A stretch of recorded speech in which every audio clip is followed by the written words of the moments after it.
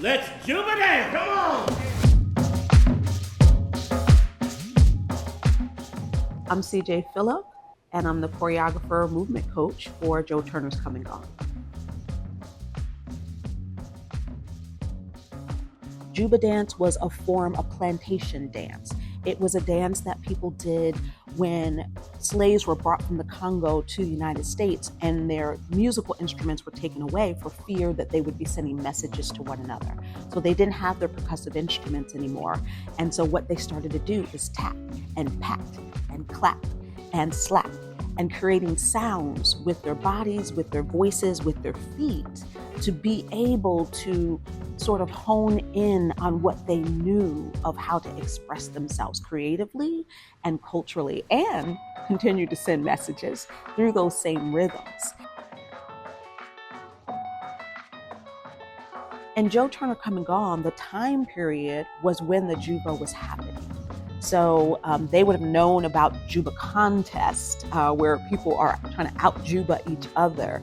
And Juba was just a style and a way that people expressed themselves in dance. We were not that far removed from the plantations. And so on a Sunday, to just gather around in rhythm and sing and dance, it was a way to release. It was a way to express and connect to one another. This unspoken language of, I'm going to do a rat-tat-tat, and then you're going to fill in a pit-tat-tat. All of those things is a way to say what can't always be said in times that are hard. And times were hard.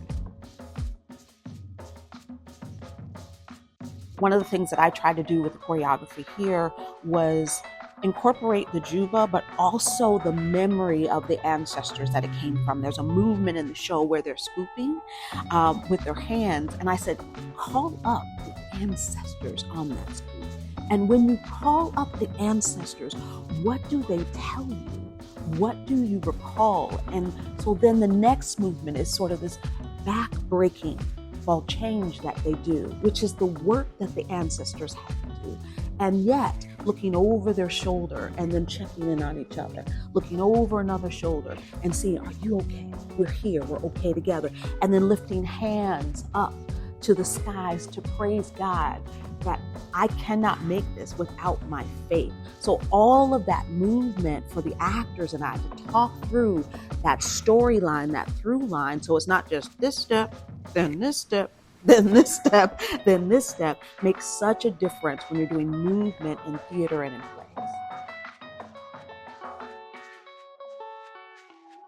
Our very first rehearsal was just getting into our bodies, playing around with rhythm, moving in and out of a circle, letting movement evolve, letting your movement inform my movement and it becomes something else. And there was a moment where we all lifted hands in the circle and we were close. We could hear each other breathing and sighing. And it was very quiet. And we had to just be still.